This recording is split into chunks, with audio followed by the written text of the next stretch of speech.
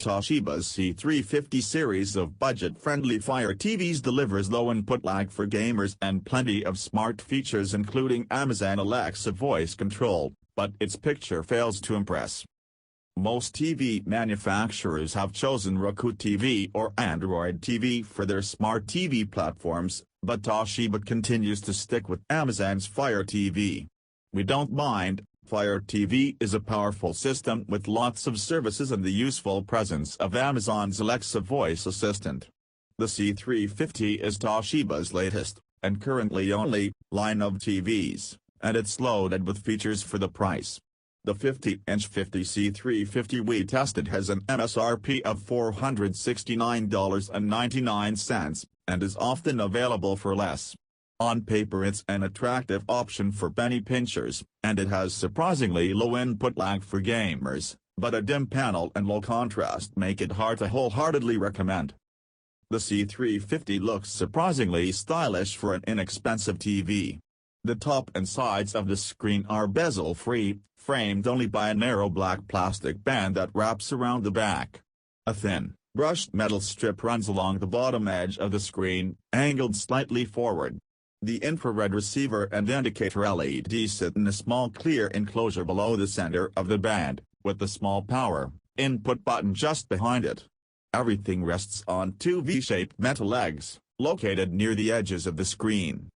All ports are located oddly around the center of the back of the TV, quite far from the edges where side-mounted ports would be convenient.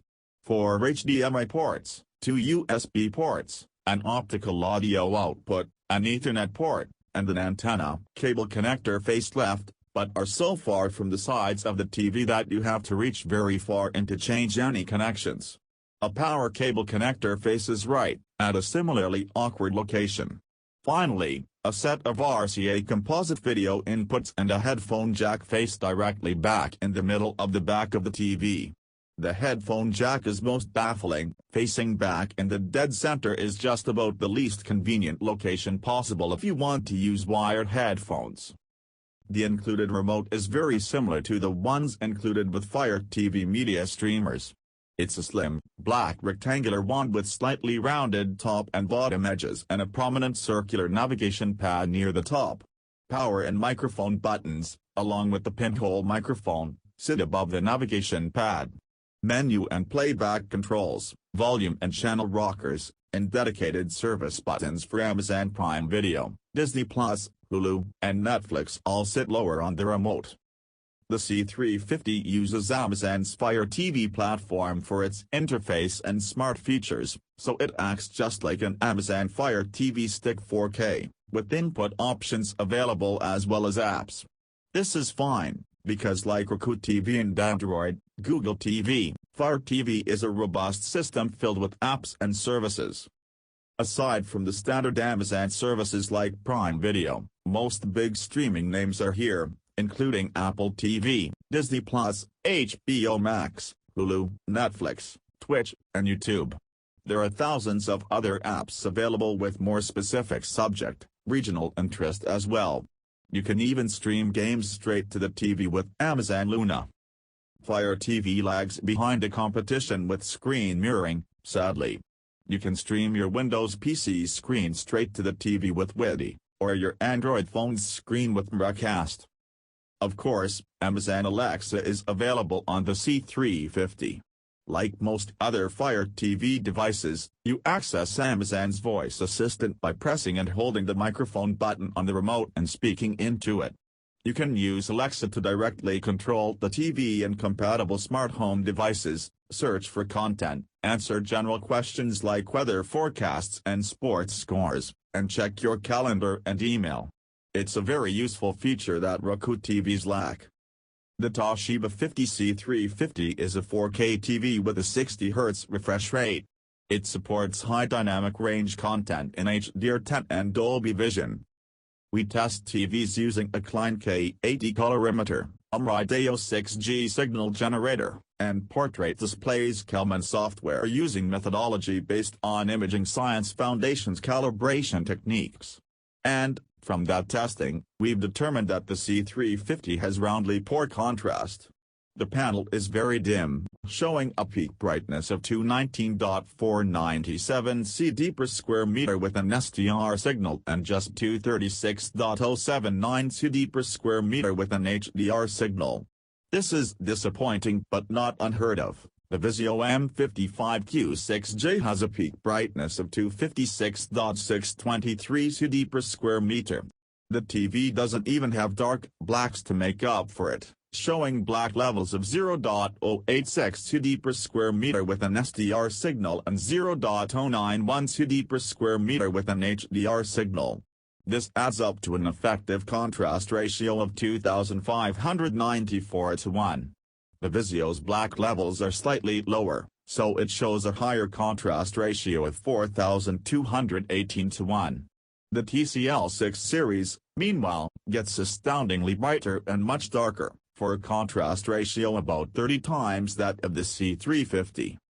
The C350 shows better color than it does contrast, though it still doesn't impress. The above chart shows color levels measured with an SDR signal compared against Rec.709 broadcast standards, and with an HDR signal compared against DCI-P3 digital cinema standards, both in the movie picture mode. SDR content looks fairly spot on, which is nice to see. HDR content is decently balanced, though the C350's color range falls well short of DCI-P3, and whites and magentas run a bit cool. The Vizio M55Q6 and TCL6 series both show far wider reach in color. BBC's Planet Earth 2 looks balanced and natural on the C350. While the greens of plants don't appear as vibrant as they do on some other TVs, they're still saturated and lifelike, as are the rich blue-greens of water.